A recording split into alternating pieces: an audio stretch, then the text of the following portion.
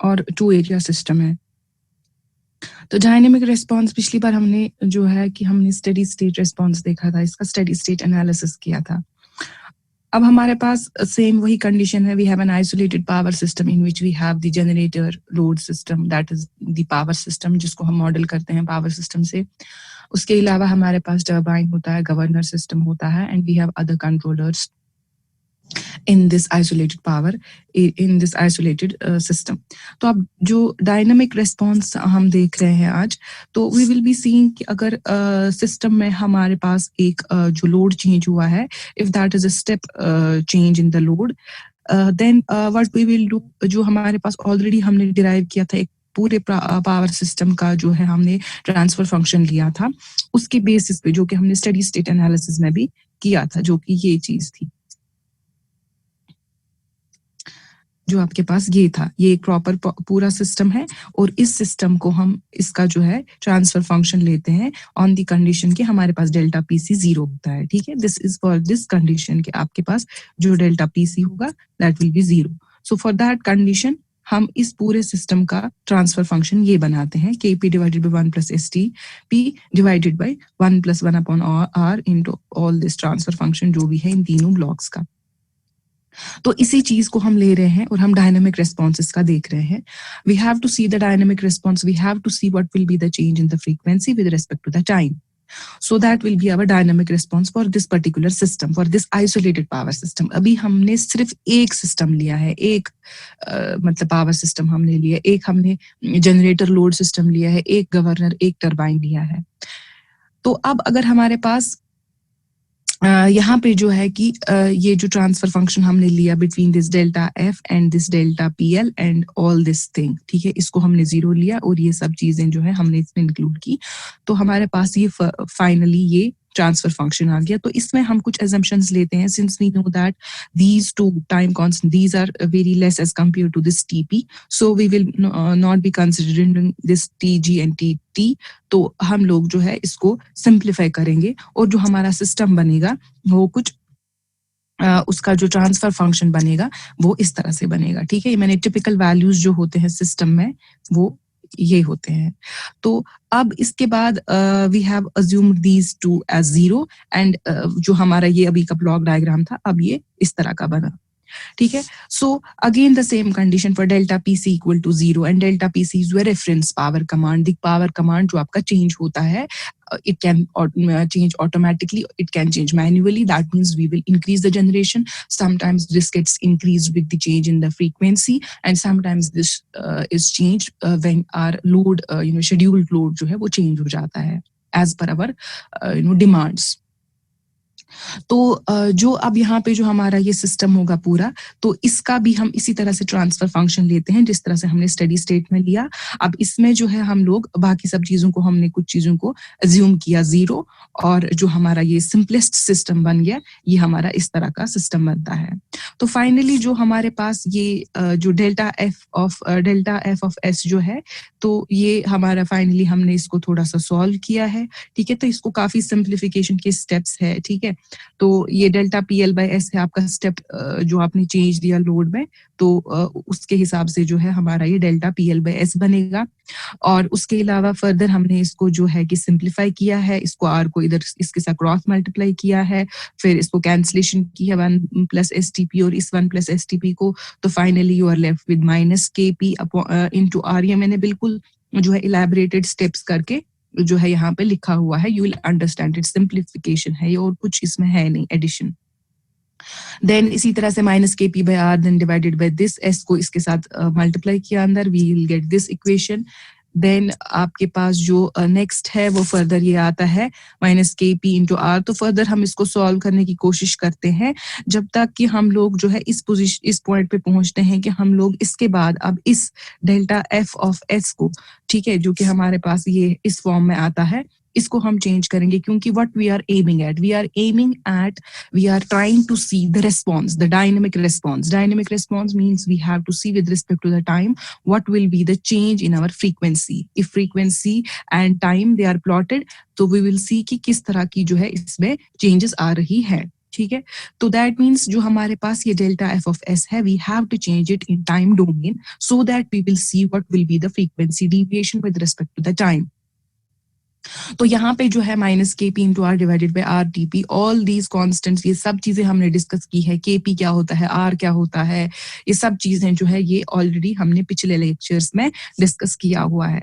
तो इसके बाद यहाँ पे इस पॉइंट के बाद हम लोग इसके पार्शियल फ्रैक्शंस लेते हैं, ठीक है, इसके हम यहाँ पे पार्शियल फ्रैक्शंस लेते हैं, पार्शियल फ्रैक्शंस, ठीक है। तो पार्शियल फ्रैक्शंस जब हमने लिए तो हम लोग इस सिस्टम को a by S plus B by S plus this factor लेते हैं, ठीक है। फिर further you have to calculate the value of a, you have to calculate the value of b। तो आप लोग a की वैल्यू कैसे कैलकुलेट करोगे, s टाइम्स दिस फंक्शन, जो कि आपके पास बेसिकली ये फंक्शन होता है, at s is equal to 0 for this condition, and you will calculate b for the same condition, जहां पे आप लोग इस फैक्टर को लोगे और इसका s का वैल्यू ले लोगे, ठीक है।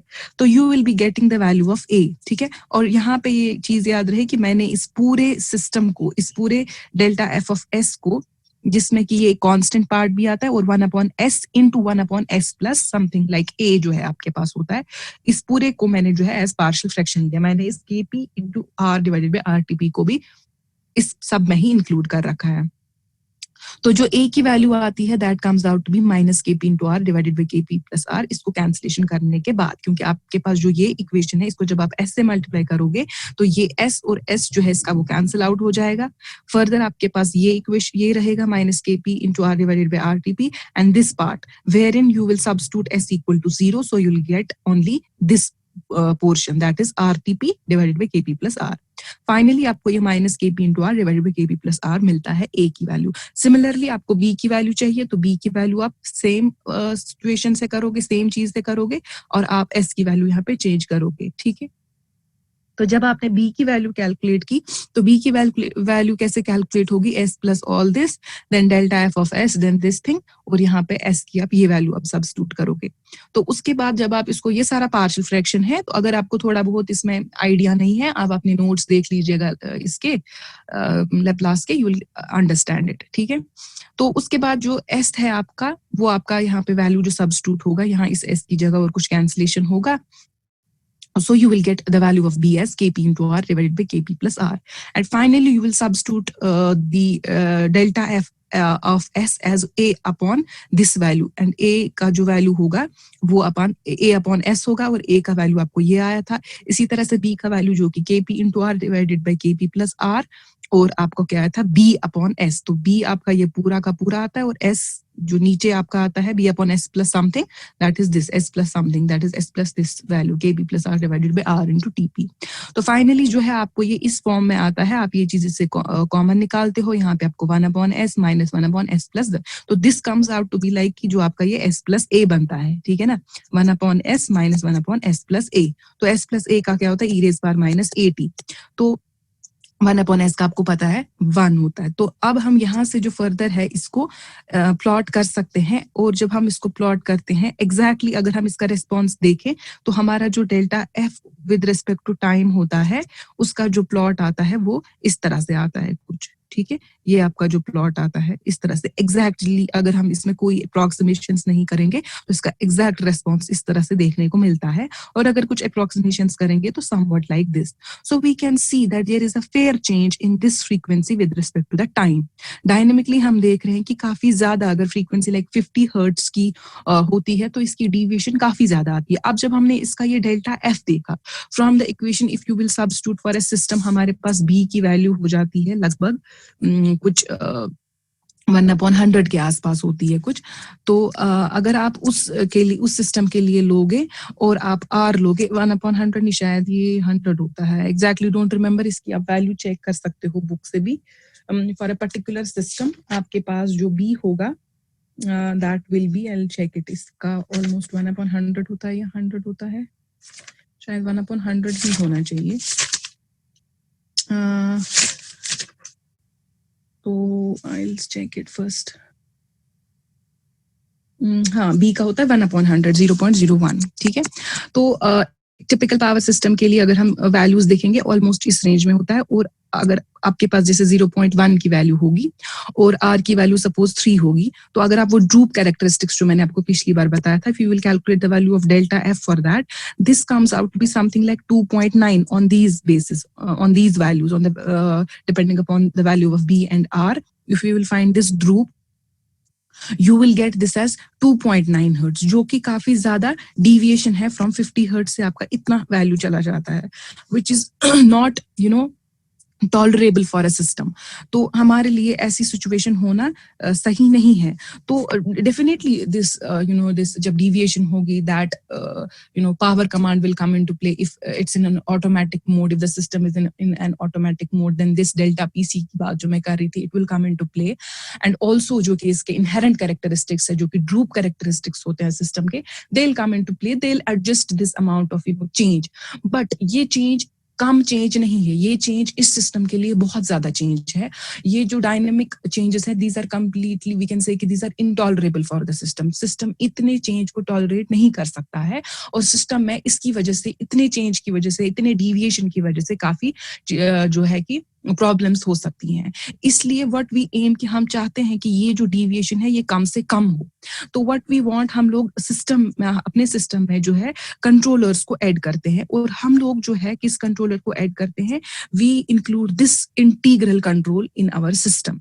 तो जो हमारे पास ऑलरेडी ये सिस्टम था, जिसमें हमारा ये एक पावर सिस्टम को रिप्रेजेंट कर रहा है, ये ब्लॉक, ये हमारा टर्बाइन और गवर्नर का इकट्ठे एक ब्लॉक बनाया हुआ है. उसके अलावा इसमें लोड चेंजेस हो रही हैं. There is a deviation in the frequency. This is its inherent characteristic, which is represented by 1 by R, which is nothing but just acts like that of the proportional controller. And we need to include, apart from this, since we had only this portion of, हम अभी तक जो dynamic response देख रहे थे, हम इस basis, इस प्राइमरी कंट्रोल लूप के बेसिस पे हम देख रहे थे. लेकिन हमें जो चेंजेस आ गई, which are very very large for a system, कि वो सिस्टम स्टेबल रहे इन सिचुएशंस पे. So we need to include some other controller. So we include this secondary control loop, which is it will feed the deviation of this frequency to this controller, and this controller, since this is an integral controller, तो ये इसका जितना भी ये deviation है, इसको ये steady state, जो इसका finally steady state error होगा, that will come out to be zero, as you have already studied in your control theory. तो उसमें आपको जो है कि आपको पता होगा कि जब भी हम इंटीग्रल कंट्रोलर लगाएंगे तो सिस्टम पे इसकी वजह से क्या इफेक्ट होगा, ये सिस्टम को कितना बेटर परफॉर्म करा सकता है. So there is an improved performance, will get this deviation as, क्योंकि ये कंट्रोलर जो है, दिस इज, ये एक्ट करेगा, और उसकी वजह से जो है हमारा जो सिस्टम है उसमें ज्यादा डिविएशंस नहीं आएंगी. एंड वी कैन सी कि जो इसमें जो चेंजेस आ रही हैं, they are not much, and with the help of the integral controller, जो सिस्टम की जो frequency deviations है, they are within these limits. इसमें जो maximum, अगर आप maximum एक peak ले लोगे, तो peak जो होगा उस point of time पे इसकी frequency change कितनी होगी. So that won't be 2.9 hertz or something like that. That will be less than that. ठीक है. So right now we are discussing these controllers. For अगर आप मतलब इसी जो है इसको आप फर्दर देख सकते हो, you can add other controllers as well. You can add discrete controllers, you can add predictive controllers. You have different logics which are incorporated in these systems in order to control all this thing, all this automatic generation controller. क्योंकि ये तो हम control कर रहे हैं, और control हम किसी भी वे से कर रहे हैं जो हमें बेस्ट एंड इम्प्रूव परफॉर्मेंस दे सकता है. So you have wide controllers and you can use them, और आप चेक कर सकते हैं हर एक कंट्रोलर कौन कितना एफिशिएंट है और कौन कितना जो है आपके सिस्टम को बेटर परफॉर्म करा सकता है with regard to its stability, with regard to the deviations. Will study कि इसकी deviations, we have to study the deviations with respect to the frequency, we have to see the deviations with respect to the tie line power changes. We will be discussing it right now. So अब जो आपके पास integral controller है, तो उसकी वजह से जो अगर आप डेल्टा एफ और टाइम को प्लॉट करोगे, तो you will see the deviations in the frequency like this, and without the integral controller the deviations are like this. You can easily model all these things in the Simulink, in the MATLAB. You can have आपके पास modelling present है, आप normally जो integrator blocks और ये सब first order systems लेके इनके values, जो टिपिकल वैल्यूज हम लेते हैं सिस्टम्स में, उनको आप ले सकते हो and you can easily model them, you can plot there frequency responses in the MATLAB, ठीक है। तो आप चेक कर सकते हो कि कितना जो है, कितने गेन पे या किस वैल्यू ऑफ गेन पे जो है इनके अप्रोप्रिएट वैल्यूज आप देख सकते हो कि किस तरह से जो सिस्टम है वो स्टेबल आ सकता है या कितनी फ्रीक्वेंसी डिविएशंस हो सकती हैं, ठीक है, with different parameters. So this is a load frequency control, and this is for the only a one power system. Then we will be considering कि अगर हमारे पास जो सिस्टम होगा उसमें आपको जो है कि एक जनरेशन, एक जनरेटर और एक लोड सिस्टम नहीं होता है, but you have different generators, you have different loads connected to the system. तो आपके पास जो अगर आप पूरे मतलब कंट्री की बात करते हैं, you have a national grid, then you have those regional grids, you have those state grids, those regional grids, and all these are interconnected to each other. They have the contract ki you should maintain this amount of power on the lines which are connecting the two different state boards or two different these regional boards, electricity boards. तो आपको जो है वो सब चीजें maintain करनी पड़ती हैं. There is a contract that you don't have to violate all these, कि अगर ये एक इलेक्ट्रिसिटी बोर्ड होगा, ये दूसरा है, you have इनके बीच में जो है कि जैसे 1 या 1.2 या 0.8 जो है पर यूनिट पावर जो है टाई लाइन्स के ऊपर रहना चाहिए. So they have to maintain it. So इसकी वजह से इनको कंट्रोलर्स उसी हिसाब से जो है सिस्टम में रखने होते हैं. एंड नाउ हम लोग एक कंट्रोल एरिया का कॉन्सेप्ट इससे देखेंगे कि कंट्रोल एरिया बेसिकली क्या होता है कि एक स्टेट के जैसे या एक रीजन के अगर हम देखेंगे कि जो जनरेटर्स हैं, बहुत सारे जनरेटर्स होंगे एंड वी आर अज्यूमिंग कि ये सारे जनरेटर्स एक साथ कपल्ड है. If there is a change in the load, all of these generators will respond to the changes in the load. If there is a change in frequency, they will respond to the changes in the load. So if there is a change in the frequency, they will respond accordingly. So ये एक जो है एक coherent system बनता है. हम लोग एक जनरेटर एक लोड की बात नहीं करेंगे, जितने भी एक पर्टिकुलर एरिया, अब आप रीजन के बेसिस पे भी कंट्रोल एरिया ले सकते हो, स्टेट के बेसिस पे भी कंट्रोल एरिया ले सकते हो. तो you have this coherent area, ठीक है, जिसको आप कंट्रोल एरिया कहते हैं, ठीक है. और इस कंट्रोल एरिया का हम अज्यूम करते हैं कि जितने भी जनरेटर्स है, अगर इसकी फ्रीक्वेंसी डिविएशन, जैसे एक सिस्टम की फ्रीक्वेंसी डिविएशन कुछ है, हम दूसरे की भी अज्यूम करते हैं सेम ही होगी, ठीक है. तो अगर कोई भी लोड चेंज आ गया तो सारे generators they will start operating and they will try to increase their generation और decrease their generation as per the changes in the system, even though कि आपका एक एरिया में जो है वो आपका जो मतलब एक एरिया नहीं कह सकते हम, एक जो है एक पावर सिस्टम अगर आपके पास होगा, वहां पे आपके लोड चेंजेस आ रहे हैं, तो दूसरा जो है उसमें जैसे कि डिफरेंट जनरेटर्स होते हैं. तो अगर आपका लोड चेंज हो गया तो सारे जनरेटर्स एक साथ जो है वो लोड चेंज को फॉलो करेंगे, ठीक है. तो अब हम लोग क्या करते हैं कि हम एक कंट्रोल एरिया लेते हैं और हम अज्यूम करते हैं कि जैसे कि वो बेसिकली इस कंट्रोल एरिया से पहले जो है कि आपको थोड़ा सा वो पढ़ना होता है कि इक्विवेलेंट सिस्टम क्या होगा, और ये जो है बहुत सारे जो मशीन्स हैं उनको हम कैसे एक इक्विवेलेंट मशीन बनाते हैं, but that is not in our syllabus. So हम लोगों को उतने कॉन्सेप्ट में नहीं जाना है. तो हमें जस्ट एक कंट्रोल एरिया को समझना है कि कंट्रोल एरिया आप अज्यूम करते हो कि there are different generators and we assume कि हम लोग उनको एक इक्विवेलेंट मानते हैं, ठीक है, एक लोड मानते हैं, एक जनरेटर मानते हैं, एक टरबाइन मानते हैं, या एक जो है कि गवर्नर सिस्टम मानते हैं, ठीक है. तो now if you have these two different type of boards, two state boards, suppose this is one control area, this is another control area, and there is a line connecting these two areas that is known as a tie line.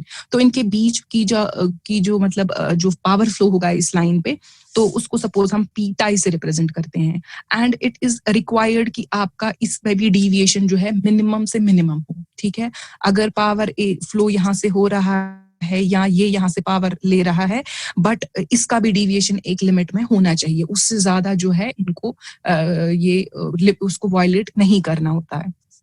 तो अब suppose हमारे पास यही दो systems है, this is ये हमारे पास दो areas है, this is one area and this is another area, ठीक है. तो ये सपोज इसका मैकेनिकल इनपुट है, ये इसका मैकेनिकल इनपुट है, ये इसका लोड है, ये इसका लोड है, और इनके बीच में टाई लाइन ये कनेक्ट कर रही है. तो अगर हम एक ऑपरेटिंग एक नॉर्मल ऑपरेटिंग कंडीशन पे देखेंगे जिसको कि हम 0 से रिप्रेजेंट करते हैं, सो PM1, तो आप इसका लिख सकते हो कि इस सिस्टम में कि this power is equal to this power plus this power जो कि आउट इसको फ्लो हो रहा है, और जो ये वाला एरिया है, इस एरिया का जो आप इक्वेशन लिख सकते हो, पावर इक्वेशन, वो आप लिख सकते हो, ये जो है इसका input plus this P tie input, क्योंकि ये इसका जो ये बस जो इसको कनेक्ट कर रही है, इस पे ये पावर भी फ्लो हो रहा है और ये भी हो रहा है, और ये इससे जो है आउटगोइंग पावर है. So this is PM20 plus P tie 10 equal to PL2. तो we are basically what we are assuming कि जिस तरह से ये जो P टाई 1 है, ये इस कंट्रोल एरिया पे एक्ट, मतलब we are assuming as if कि this is the load on the system, क्योंकि जिस तरह से ये लोड इस पे है, वैसा ही पावर जो है इससे ये सिस्टम से जा रहा है, ट्रांसफर हो रहा है out of this area. So we are treating this as the sort of, हम इसको उसी तरह से उस पावर इक्वेशन में जो है रिप्रेजेंट कर रहे हैं.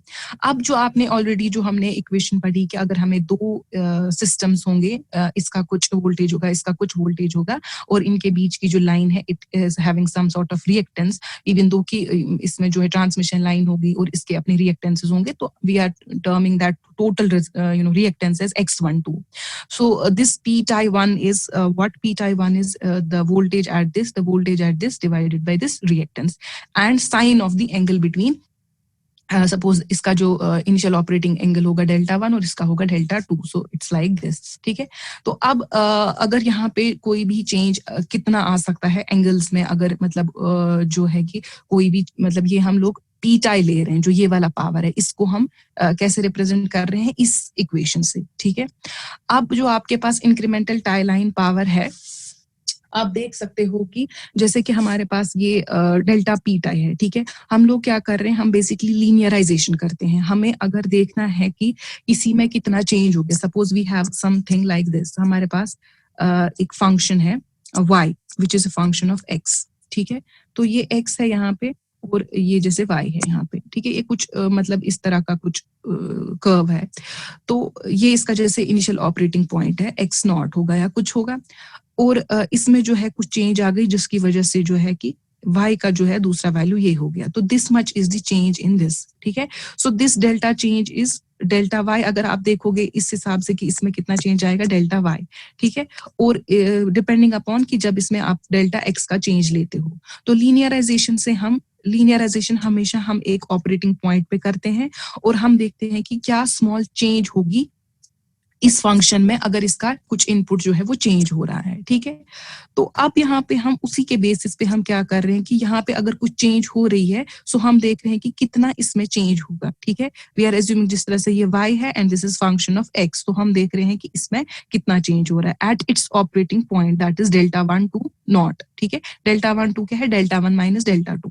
ठीक, तो अब हम देख रहे हैं, तो इसका जो प्रॉपर हम इसको रिप्रेजेंटेशन करते हैं, अगर यही y ऑफ x आप ये ले रहे हो एग्जाम्पल, तो हम लोग क्या करते हैं इसको, जैसे ये हमारे पास है, अगर हमें इसकी लीनियराइजेशन करनी है इस फंक्शन की, तो हम डेल्टा y लेंगे इज इक्वल टू जो आपका फंक्शन होगा x का जो भी डिफाइन होगा वो. ठीक है, उसको आप क्या करते हो, डिफरेंशिएट करते हो eight its operating point multiplied by delta of x, जिस पे भी ये फंक्शन डिपेंड करता होगा, जैसे df by del f by del x या जो भी होगा, तो पार्शियल डिफरेंशिएशन करते हैं. अगर एक होगा तो नॉर्मली डिफरेंशिएशन करते हैं, and then you have this multiplied by delta x at its operating point. तो वैसे ही हम लोग क्या करते हैं, for seeing the change in its tie line power, we will be calculating this delta P tie. तो इंक्रीमेंटल टाई लाइन पावर क्या होगा, delta P tie 1, and delta P tie 1 जो होगा वो पावर रिप्रेजेंट करता है फ्रॉम दिस टू दिस. इस direction में हम पी टाई 1 लेते हैं नाम इसका. तो this is P tie 1 in terms of per unit हम इसको अगर लेंगे, so this will B E1 E2 divided by X12, और पर यूनिट में हम इसको लेते हैं कुछ इस एरिया का जो होगा कुछ पावर, ये बेस पावर, तो दैट इज PR1. और इसको हम जब डिफरेंशिएशन करते हैं इसको based on this linearisation concept, तो ये बनता है आपका cos ऑफ Δ1 माइनस Δ2, और at its operating point, that is Δ1 to naught, with the change in the angles, that is Δ1 2. Fine. तो यहाँ पे जो है हम लोग क्या करते हैं, यहाँ पे फर्दर जो ये वाला पूरा है इस चीज को हम एक किसी और एक वेरिएबल से रिप्रेजेंट करते हैं, या किसी एक जो है इससे रिप्रेजेंट करते हैं T12 से. तो T12 जो है यहाँ पे आपका that is E1 E2 divided by PR1 X12 cos of delta 1 minus delta 2 at an operating angle of this delta 1 minus delta 2 at its initial operating condition जो भी इसकी होगी.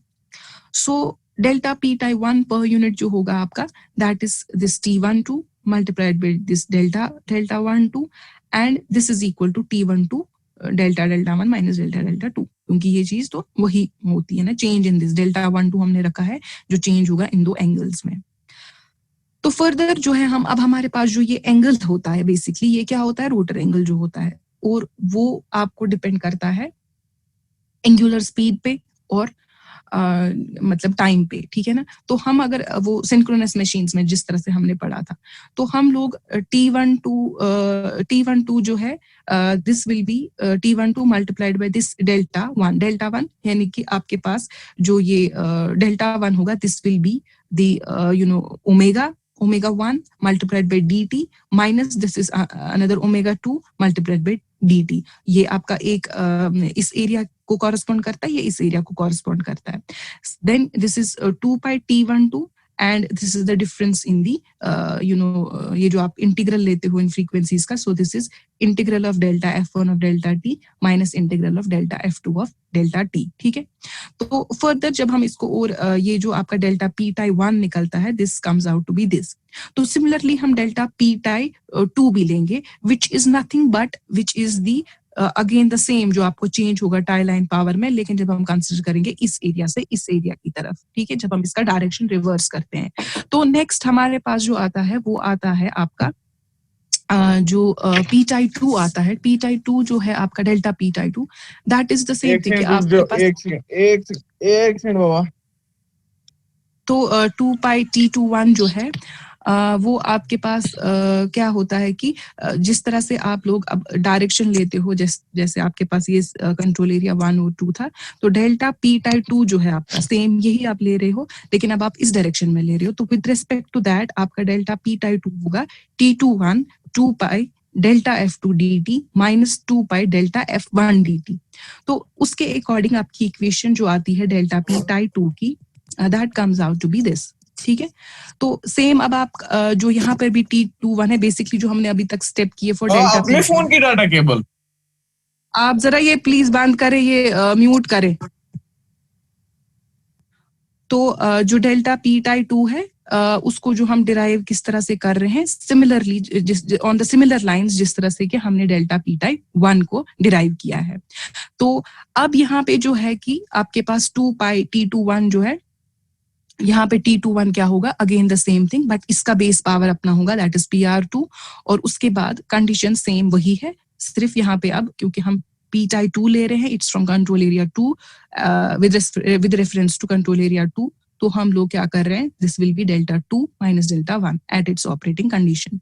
तो अब हम देखते हैं रिलेशन बिटवीन T21 और T12 क्या होगा. T21 बाई T12 अगर आप डिवाइड करते हो you will get it like this. A12 हम इसका जो है PR1 बाई PR2 का रेशियो हम एज A12 लेते हैं, जो इसकी पावर रेटिंग होगी, जो इसका बेस पावर होगा और जो इसका पावर होगा एरिया 2 का, ठीक है. सो T21 का रिलेशन विद T12 हमें आता है with this A12. So T21 divided by T12 will be equal to A12. Then you have the incremental power equations जो हमने ऑलरेडी जो है फर्स्ट हमने पढ़ी थी जब हमारा जो पिछला लेक्चर था उसमें हमने इंक्रीमेंटल पावर रिलेशन देखा था, जो कि इंक्रीमेंटल पावर रिलेशन आप इससे देखते हो, ठीक है. ये जो जनरेटर मॉडल हमने पढ़ा था, हमने दो तरह से देखा था कि किस तरह से पावर इंक्रीमेंट हो सकता है. सो इन दैट केस हमारी जो फाइनल रिलेशन मिली थी बिटवीन द इंक्रीमेंटल पावर, ये चीज जो थी हमारे पास delta PG, this equation delta PG minus delta PL is equal to 2H by F naught S delta F of S plus B delta F of S. ये हमने इससे properly derive किया था. तो इस इक्वेशन को हम यहाँ पे फर्दर यूज करते हैं. तो आप यहाँ पे इसको देख सकते हो इधर, ठीक है. तो ये आपकी इंक्रीमेंटल पावर इक्वेशन है, ठीक है. तो यहाँ पे अब हमें क्या करना है कि इसमें फर्दर आपको ऐड हो रहा है delta PG1 minus delta PL1 है, उसके अलावा आपका ये इक्वेशन आ गया और प्लस आपका डेल्टा P टाई 1 हो रहा है जो कि आपका एज लोड चेंज आ रहा है, ठीक है. मतलब आपका जो पहला सिस्टम था इसमें आप देख रहे हो कि जो आपका फर्स्ट एरिया था उसके रेस्पेक्ट में आपका जो डेल्टा पी टाई 1 है, तो यहाँ पे आपको ये चीज ऐड करनी है, क्योंकि ये जिस तरह से आपने बेसिक पावर इक्वेशन लिखी थी स्टार्ट में, उसके बेस पे हम लोग ये डेल्टा पी टाई 1 इसमें ऐड करते हैं। एंड इट इज लाइक अगर आप यहाँ पे भी डेल्टा पी टाई 1 ऐड नहीं करोगे, आप यहाँ पे दे रहे होगे, क्योंकि जिस तरह से आपका लोड था, जो मैंने आपको पहले ही बताया, जिस तरह से आपका लोड है सिस्टम पे, वैसे ही उस कंट्रोल एरिया 1 पे आपका पी टाई 1 भी आता है। So we are writing these changes only, we are writing these deltas only, so it will be also delta p tie 1, ठीक है। तो डेल्टा p tie 1 फर्दर इस इक्वेशन में इंक्लूड करके आपकी जो इंक्रीमेंटल पावर इक्वेशन ये बनती है, और फर्दर आप इसका लेप्लास ले सकते हो। तो जब आप वो चीज लेते हो तो वही सब मतलब जो थोड़ी बहुत मॉडिफिकेशंस इसमें आती हैं, इसमें मैंने कॉमन लिया है डेल्टा f1 ऑफ s, फिर आपका ये डेल्टा f1 ऑफ s आता है। तो फर्दर जो आपका यहाँ पे जो स्टेप है, अगर आप इस स्टेप के बाद देखोगे, जो मैंने मॉडिफिकेशंस की थी, अभी जो मैंने आपको इक्वेशन दिखाई, उसमें जो मैंने मॉडिफिकेशंस ऐड की थी, और मैंने उस सिस्टम को in terms of KP and TP लिया था, आप वैसे ही इधर भी फॉलो करोगे, and you will get the equation, जो आपको फाइनल इक्वेशन मिलेगी डेल्टा f1 ऑफ s की, वो आपको इस तरह की मिलेगी, क्योंकि ये जो आपका 2 है, 2H(F0) B1 डेल्टा, हाँ 2H(F0) और B जो है आपका, ये अगर आप देखोगे इन टर्म्स ऑफ जनरेटर, अगर आप देखोगे जनरेटर मॉडल जो हमने दोबारा से मॉडलिंग उसकी की थी और हमने सिस्टम को इस फॉर्म में रिप्रेजेंट किया था, तो यहाँ से ये इक्वेशन किस तरह से आती है वो आपको, क्योंकि मैंने दोबारा इसको रिपीट नहीं किया है, मैंने दोबारा से नहीं लिखा है, लेकिन ये इक्वेशन को फर्दर जब आप यहाँ पे मॉडिफाई करोगे, you will get this equation, ठीक है। और किस तरह से मॉडिफिकेशंस करोगे, जैसे हमने जनरेटर लोड मॉडल में मॉडिफिकेशंस की थी। देन अब जो आपके पास वो इक्वेशन अगर आप देखोगे, जहां पे आपने KP1 प्लस STP को मॉडल किया था और एक ब्लॉक डायग्राम बनाया था बिटवीन डेल्टा F और इसका input, that was delta PG and delta PL। Same यहाँ पर भी वही इक्वेशन आ रही है, जब हम टाई लाइन पावर को भी, क्योंकि ये जो बेसिकली हम कर रहे हैं, we are including the change in the tie line power in our system, की जो चेंजेस हो रही है टाई लाइन में, वो भी हमें इंक्लूड करनी है अपने सिस्टम में, जो कि अभी तक हमने नहीं की थी। इसीलिए हम 2 कंट्रोल एरियाज ले रहे हैं, उन 2 कंट्रोल एरियाज के बीच में जो टाई लाइंस है उस पे क्या चेंजेस आएंगी, एंड वी आर अज्यूमिंग कि जो ये चेंज आई इस टाई लाइन पे, हम अज्यूम कर रहे हैं कि एक सिस्टम के लिए वो लोड है और एक सिस्टम के लिए वो एक इनपुट बनता है। तो जस्ट लाइक दैट कि हम लोग उस चीज को जब हम इनकॉर्पोरेट करते हैं अपने इस सिस्टम के साथ, इस टाई लाइन के चेंज को, टाई लाइन पावर के चेंज को, तो हमें सिर्फ एक चीज का डिफरेंस मिलता है उस सिस्टम से और इस सिस्टम के साथ, कि हमें यहाँ पे ये minus delta P tie of S आ रहा है, एक एडिशनल टर्म आ रही है। अगर आप उसमें भी देखोगे, जो हमने वहां पे किया था मॉडलिंग जब हमने की थी, तो मॉडलिंग करके हमें जो डेल्टा PG आया था, डेल्टा PL आया था, इस और यही इक्वेशन थी। तो फर्दर जब हम इसको चेंज करते हैं, तो हमारे पास PG PL और ये जो आपका ये जो KP divided by 1 plus STP है, ये चीज जो है डेल्टा F PG PL और KP, और ये मतलब इस सिस्टम, इस पावर सिस्टम का जो हमने ट्रांसफर फंक्शन लिया है, और सिर्फ हमारा ये चीज आ रहा था PG PL और ये। अब हमारे सिस्टम में इसके अलावा डेल्टा P टाई भी आ रहा है, जो कि डेल्टा F और इसके साथ रिलेट हो रहा है। तो वही यहाँ पे हम देख रहे हैं कि टाई लाइन पावर चेंज से आपका क्या ऐड हो गया, क्या सिस्टम में आपको चेंजेस आ गई, मॉडलिंग में क्या चेंजेस आ गई। तो आपका यही आ गया, ठीक है, PG PL1 this system and this delta F, इसमें आपका डेल्टा P टाई ऐड हो गया है। बाकी हमारा ब्लॉक डायग्राम सेम ही है। तो हमें अपने ब्लॉक डायग्राम में एडिशनल, जब हम टाई लाइन पावर चेंजेस को ऐड कर रहे हैं, so that will be like this. तो हम ये माइनस जो है इसमें यहाँ पे इंक्लूड कर रहे हैं, and this is the change in the tie line power, P tie 1 of S, this is P tie 1 of S। So similarly जो हमारा अब, क्योंकि हम 2 एरिया सिस्टम बना रहे हैं, हमने अभी तक सिंगल एरिया सिस्टम का जो सिंगल एरिया का हम जो ब्लॉक डायग्राम बनाते थे, अब हमें 2 एरियाज का बनाना है। तो हम लोगों को इस वजह से जो है रिलेट करना पड़ रहा है P टाई 1, ये जो है हमारे पास, सॉरी, जो हमारा T21 था और T12 था, उसको हमने आपस में रिलेट किया, एंड वी सॉ कि जो T21 है वो T12 मल्टीप्लाइड बाय A12 होता है। तो यहाँ पर जो हमारे पास अब जो इक्वेशन हमने अभी देखी डेल्टा P टाई 2 की, उसमें हमारे पास जो हमारे पास इक्वेशन थी उसकी, उसमें हमने देखा डेल्टा P टाई 2 जो है, that is 2 pi T12 into A12 divided by S, and this, ये भी इक्वेशन हमने अभी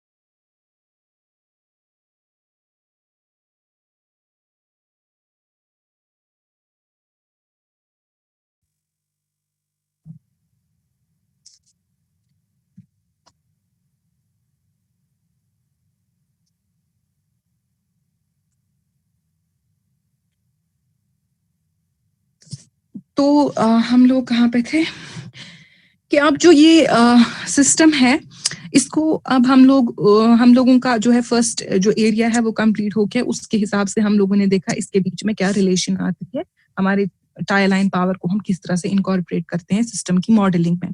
अब जो tie line power, change in tie line power 2 है, उसको हम कैसे करेंगे इनकॉर्पोरेट इस सिस्टम में।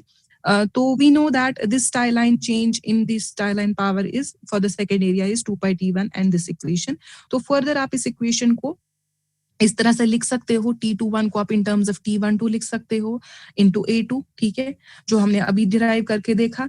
एंड देन फाइनली आप इस पूरे इक्वेशन को, जो ये आपका इक्वेशन आ गया change in this tie line power 2, इसको हम with respect to this F2 and F1, ठीक है, कैसे लिख सकते हैं। अगर हम इस चीज को छोड़ें अभी, जो आपके पास ये है, ठीक है, जस्ट फॉरगेट दिस, तो आपके पास जो ये है 2 पाई T12, ठीक है, मल्टीप्लाइड बाय A12, ठीक, तो अभी माइनस को भी छोड़ दो, मल्टीप्लाइड बाय A12, और ये आपका जो है ये आपको मल्टीप्लाई करना है डेल्टा F2 के साथ और F1 के साथ, ठीक है, तो this comes out to be delta F2, ठीक है, जो आपका यहाँ पे ये डेल्टा F2 आता है, जो ये है change in this delta F2, ठीक, और ये जो है आपका डेल्टा F1 आ रहा है यहाँ से। तो फर्दर जो आपका ये F2 F1 है, ये इसमें जो है इसके साथ मल्टीप्लाई होके फाइनली जो आपको डेल्टा P टाई 2 मिलता है, delta P tie 2 of S, वो आपको ये आ जाता है, ठीक है। तो अगर हम इसी को देखेंगे, इस पूरे लॉग डायग्राम को फर्दर, हम लोग इसमें जो है जिस तरह से हमारा डेल्टा P टाई 1 आता है, डेल्टा P टाई 1 भी हमारा क्या आता है 2 pi T12 divided by S, ठीक है। तो ये भी हमारे पास चेंज जो है हमारे पास F1 minus F2 into 2 pi T12 into S, वो भी आपका क्या आता है delta P tie 2, just second, ये आपका आता है delta P tie 1। Delta P tie 1 जो है आपका, वो क्या आपका आ रहा था, वो आपका आ रहा था ये delta P tie 1 is your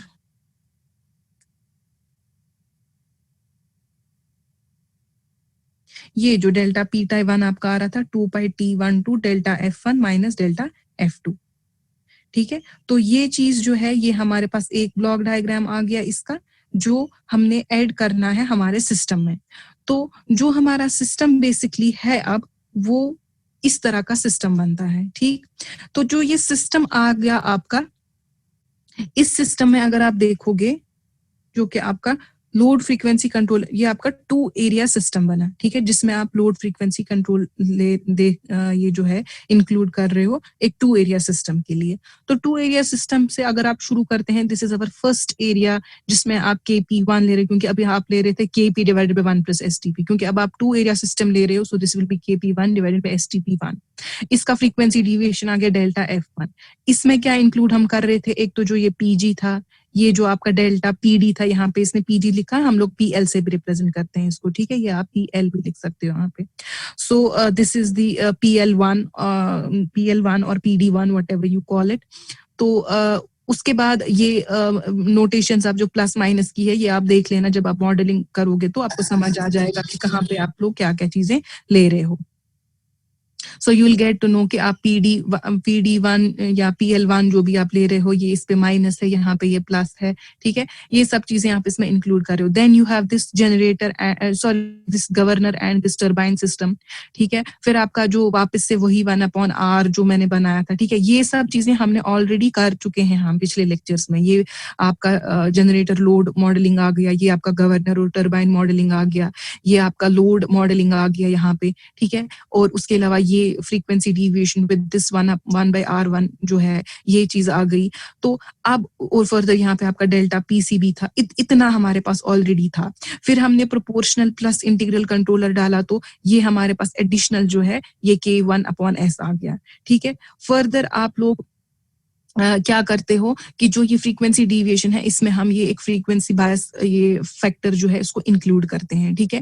frequency bias factor हम इंक्लूड करते हैं फॉर स्टेबिलिटी पर्पसेस, क्योंकि अगर हम इसकी कुछ अप्रोप्रिएट वैल्यूज देखते हैं जिससे हमारी फ्रीक्वेंसी और जो हमारी टाई लाइन डिविएशन है, दोनों फ्रीक्वेंसी और टाई लाइन डिविएशन जो है उसके जो ट्रांजिएंट कंडीशंस में एक जो है एक जल्दी से जो है हम कह सकते हैं कि अगर हम एक कुछ इसमें प्लॉट करते हैं for certain value of B, आपको जैसे जो है फ्रीक्वेंसी लगभग इधर तक आ जाएगी, change in the frequency, but tie line power change जो है आपका वो इस तरह से आ जाएगा इसके साथ। तो we get some appropriate value of this B, जिसपे जो है इनकी जो डिविएशन है वो ज्यादा इस से जो है डिविएट ना हो, बिल्कुल इसके क्लोज आ जाए, ठीक है। तो मतलब हम स्टेबिलिटी को इम्प्रूव करने के लिए एक बायसिंग फैक्टर इसमें इंक्लूड करते हैं। सो this is the frequency bias factor B1। यहाँ पे इस बुक ने B1 लिखा है, हालांकि हमने ऑलरेडी B1 एक कांस्टेंट जो है डिफाइन किया था।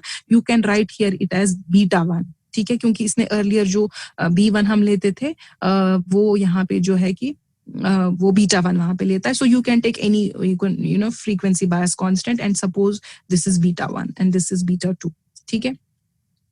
देन इसके अलावा ये एक चेंज था, और हमारे पास जो टाई लाइन पावर चेंज था, तो टाई लाइन पावर चेंज में हम क्या ले रहे हैं, अगेन दिस 2πT12, ठीक है। 2πT12 डिवाइडेड बाय S जो आपका आता है, ये आपका डायरेक्टली किसके साथ इंक्लूड होता है, डेल्टा F1 प्लस, और यहाँ से इसका डेल्टा F2 माइनस, और ये आपका 2πT12 ये आपका 1/S इसके साथ, और ये कहाँ पे जाता है, एज लोड ये जाएगा इसमें, ठीक है। और जो आपका यहाँ पे जो ये वाला सिस्टम था जो कि आपका ये था 2πT12 1/S और A12, ये आपका एज डेल्टा P2 जाएगा, क्योंकि P2 जो है आपका वो बेसिकली P1 से डिफरेंट है इन दिस A12 वैल्यू, इसको मल्टीप्लाई करना है आपको A12 के साथ। तो दिस इज यहाँ तक तो ये सेम है, सेम सिग्नल जा रही है यहाँ पर भी, और फिर आप इसको मल्टीप्लाई करोगे A12 के साथ, ये आपको फर्दर क्या देगा, ये आपको इस सिस्टम इस कंट्रोल एरिया 2 में जाएगा। Then you have this again कि आप जो इसको इस पूरे जो है इस change in this tie line power को, क्योंकि हम लोग क्या करते हैं, हम लोगों को कंट्रोल चाहिए, कंट्रोल मैकेनिज्म हमें चाहिए इस डिविएशन को भी कि हम इसको किस तरह से कंट्रोल करें। तो हम सेम इंटीग्रेटर को ये सिग्नल भी फीड करते हैं ताकि ये इस डिविएशन को जो है बिल्कुल फ्रीक्वेंसी की तरह जो है इसको उसका भी जो एरर है वो 0 तक ले आए। तो इस वजह से हम इन दोनों चेंजेस को, इन दोनों डिविएशंस को with respect to the frequency and with respect to the tie line power deviation जो फीड करते हैं इस सिस्टम को, सो दैट कि हमारा जो है ये इंटीग्रेटर इसको 0 पे लाए इस डिविएशन को, ठीक है। तो सेम आपका यहाँ पर भी यही है। अब जो ये यहाँ पे जो ये सिग्नल इसको जाती है which is the sum of this signal and the sum of this signal, ठीक है, सम ऑफ दीज 2 सिग्नल्स, तो जिसको कि हम एरिया कंट्रोल एरर 1 कहते हैं या एरिया कंट्रोल एरर 2 कहते हैं, विच is the change the deviation in this tie line power. Similarly यहाँ पर भी जो डिविएशन होगी टाई लाइन पावर की, और आपका जो frequency deviation along with this bias factor β1 and β2, ठीक है। तो ये जो दोनों चीजें आती हैं आपकी, ये आपका एरिया कंट्रोल एरर बनता है, ठीक है। तो एरिया कंट्रोल एरर जो आपका होता है, एरिया कंट्रोल एरर जो है बेसिकली वो आपका होता है area control error for the area 1 and area 2 is what, this is β2, this is β2 and β1, this is β1 delta F1, β2 delta F2। तो आपका एरिया कंट्रोल एरर जो है फॉर अगर आपके पास जो है सिस्टम होगा, एक आइसोलेटेड पावर सिस्टम होगा, उसमें एरिया कंट्रोल एरर 1 जो है वो सिर्फ क्या होता है, this B1 delta F1 and beta 1 delta F1 and beta 2 delta F2. But in some systems मतलब कुछ बुक्स जो है बीटा 1 और बीटा 2 के बदले में B1 और B2 ही इसको जो है कि वो लिख सकते हैं, क्योंकि समटाइम्स इट्स लाइक कि जो बीटा 1 और बीटा 2 की वैल्यूज है वो ऑलमोस्ट B1 और B2 के बराबर ही होती हैं.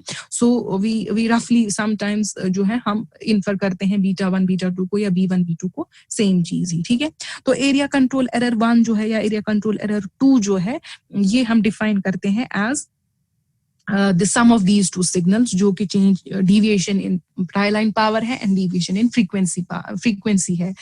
तो for isolated power system area control error को आप define कर सकते हो as the change in only this. ठीक है, तो this is about the area control error which we feed to the integrator, और integrator इस change को जो है कि फाइनली हमारे पास जो फ्रीक्वेंसी डिविएशंस आती हैं वो आपको मिनिमम से मिनिमम या ऑलमोस्ट जो है इस तरह से आ जाती है. इसी तरह से जो आपका टाई लाइन पावर डिविएशन है with respect to the time, वो भी आपका जो है सिस्टम का कुछ इस तरह से बाद में आ जाती है. तो then you can plot these delta p tie 1 and delta p tie 2 with respect to the time, and you can see the appropriate values of all these constants and all these gains. आप देखे जो है इसको इस system को जो है देख सकते हो, ऑब्जर्व कर सकते हो, स्टिमुलेट कर सकते हो मैटलैब में, और देख सकते हो what are the changes in the frequency and tie line power. ठीक है, तो ये जो है ये आपका 2 एरिया सिस्टम है. इसी तरह से 3 एरिया सिस्टम होता है, 4 एरिया सिस्टम होता है, मल्टी एरिया पावर सिस्टम होता है, जिसमें डिफरेंट एरियाज के सारे जो ये है कॉन्स्टेंट्स, ये सारे जो ये है जो उनके सिस्टम है उनको हम एक इक्विवेलेंट सिस्टम लेके मॉडलिंग कर सकते हैं और हम मल्टी एरिया पावर सिस्टम बना सकते हैं. और फिर उस मल्टी एरिया पावर सिस्टम की फ्रीक्वेंसी, उसका जो टाई लाइन चेंजेस है, टाई लाइन पावर चेंजेस जो है उनको हम स्टडी कर सकते हैं. एंड इन एडिशन के हम लोग उसमें जो है कुछ कंट्रोलिंग जो ये जो है कंट्रोलर्स जो है वो कंट्रोलिंग ये जो होते हैं कंट्रोलर्स जो होते हैं वो हम उसमें इंक्लूड कर सकते हैं.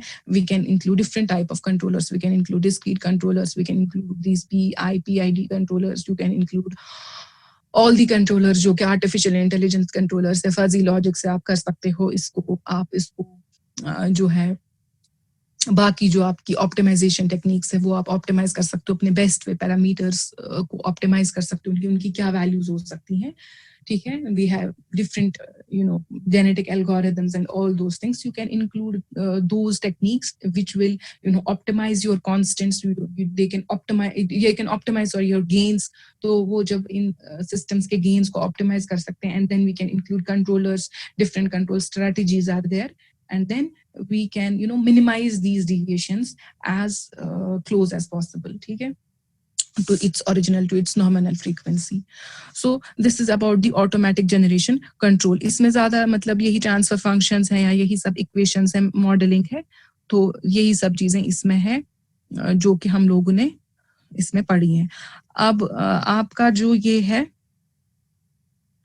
जो आपका इसमें ये आता है, अगर आपका माइनर 2 हो गया तो आप लोग एक तो सेकेंड चैप्टर करोगे और इसका जो है इसका कुछ हिस्सा जो है वो भी आप करोगे ऑटोमेटिक जनरेशन कंट्रोल का. आप स्टार्टिंग के 1-2 लेक्चर्स जो मैंने आपको पढ़ाया था, आई टेल यू दैट, वो आप कर लोगे इसमें, तो वो भी आपको माइनर 2 में होगा. ठीक है, तो आई गेस शायद आपको बोली है डेट या अभी तक डिसाइड की होगी, शायद होगा मत इसमें इसी वीक में. तो अगर हुआ माइनर 2, इफ पॉसिबल अगर हुआ तो वो आपका सिलेबस रहेगा इसमें. ठीक है, सो बी प्रिपेयर्ड. और आप लोग जो फर्स्ट माइनर में आप लोगों के कम मार्क्स हैं या जो है वो आपको एक अपॉर्चुनिटी है कि आप लोग अपने ग्रेड्स को इम्प्रूव कर सकते हो. ठीक है, और ऐसा नहीं है कि आप पढ़ के नहीं आओगे, आप सामने बैठोगे और आप लोगों को मार्क्स दिए जाएंगे, वैसा कुछ नहीं है. हम लोगों को स्ट्रिक्ट इंस्ट्रक्शंस है कि जो आंसर नहीं करेगा आप उसको फेल कर सकते हो, whether the person is in 7th semester और he is in 1st semester, ही और she is in 1st semester और इन 7th सेमेस्टर और 8th सेमेस्टर, डजंट मैटर, आप उनको फेल कर लो. क्योंकि ऑनलाइन एग्जाम है, दैट डज नॉट मीन कि आप लोग नहीं पढ़ोगे. आप लोगों को पढ़ना है इन एनी केस, चाहे ऑफलाइन हो चाहे ऑनलाइन हो, पढ़ना तो है. तो इस वजह से आप ये मत सोचो कि आप आओगे ऑनलाइन जिस तरह से पिछले साल, चलो हम लोग आपको दे देते कि चलो हो गया, अब ऐसी सिचुएशन है तो पास कर लिया, लेकिन ऐसा हर बार नहीं होगा, ठीक है। तो वो सब जो आपको फेवर मिलते थे वो फेवर्स नहीं मिलेंगे, आप लोगों को पढ़ना पड़ेगा। इस वजह से नेक्स्ट माइनर में पढ़ के आना, तो ही जाके आप पास होंगे, ठीक है। सो आपके जो तीनों चैप्टर्स थे इसमें वो हमने कंप्लीट कर लिए हैं। Load flow, power system stability जो थी आपका जो सेकंड यूनिट था, और थर्ड यूनिट जो है that is automatic generation control, तो ये हम लोगों ने कंप्लीट किया इसमें। अच्छा हाँ, इसमें एक छोटा सा एक नोट है, एक लोड फ्रीक्वेंसी कंट्रोल और इकोनॉमिक डिस्पैच का, which is Nagraj Kothari, just go through that is very easy. I will ask you exam में मैं वो सब पूछूंगी आपको, इकोनॉमिक डिस्पैच कंट्रोल क्या होता है, उसकी एक ब्लॉक डायग्राम छोटी सी है और बिल्कुल ईजी लैंग्वेज में, आप एक बार पढ़ोगे आपको समझ आ जाएगा वो, तो वो पढ़ लीजिएगा आप, इकोनॉमिक डिस्पैच कंट्रोल क्या होता है और लोड फ्रीक्वेंसी कंट्रोल के साथ रिलेटेड ये, ठीक है। तो ये सब चीजें जो है ये आपका फर्स्ट यूनिट, सेकंड यूनिट और थर्ड यूनिट तीनों जो है कंप्लीट हो गए। आपका जो फोर्थ यूनिट और फिफ्थ यूनिट है वो ऑलमोस्ट अपने फैक्ट्स में जो है थोड़ा बहुत आपने उसका आइडिया ले लिया है। So I skip that for ना, क्योंकि आपका सेमेस्टर भी हो गया है वाइंड अप, तो but I got to know कि आपने वो सब चीजें पढ़ी है जो हम फोर्थ और फिफ्थ में जो है कि डिस्कस करेंगे, वो आपने ऑलरेडी पढ़ चुके हो आप फैक्ट्स में, ठीक है। उसमें वही है कि आपका फोर्थ यूनिट वोल्टेज को आप कैसे कंट्रोल करोगे और रिएक्टिव पावर को कैसे कंट्रोल करोगे, जो कि आपने ऑलरेडी फैक्ट्स में फैक्ट्स डिवाइसेस पढ़े हैं, डिफरेंट डिफरेंट फैक्टर्स डिवाइसेस आपने पढ़े हैं जिसमें आप वोल्टेज कंट्रोल और ये जो है ये पढ़ते हो, ठीक है। तो आप जो है कि बाकी के 3 चैप्टर्स आपको बहुत अच्छी तरह प्रिपेयर करने हैं एग्जाम के लिए। So I'll wind this course with this. तो इंशाल्लाह all the best for your exams. तो we'll see कि अब आप उसी टाइम पे किस तरह से जो है कि प्रिपेयर्ड होके आना, ऐसे नहीं आना कि ऐसे ही आपको पास कर दिया जाएगा, ठीक है। और जिन लोगों ने एग्जाम नहीं दिया तो वो देख लीजिए, वो अपने कोऑर्डिनेटर से बात करें कि जो है कब उनका एग्जाम होगा माइनर 1 के बदले में, ठीक है, विद जेन्युइन प्रॉब्लम्स जिनको है। आई गेस 1 और 2 स्टूडेंट्स ही हैं जिनको इस तरह का मसला था, तो वो बात करें और उसी हिसाब से हम लोग आपका एग्जाम लेते हैं। बाकी जो लोग फेल हो चुके हैं, टेंशन की कोई बात नहीं है, आप लोगों को अच्छा टाइम है, अभी आपके पास 30 मार्क्स है, आप लोग आराम से 30 के 30 स्कोर कर सकते हो अगर आपको स्कोर करने हैं, अगर आपको पास होना है, अगर आपको है इस चीज का ध्यान कि ये पास होना है, वरना कोई यहाँ पे फेवर वगैरह नहीं मिलेगा आपको, ठीक है। So all the best, thank you.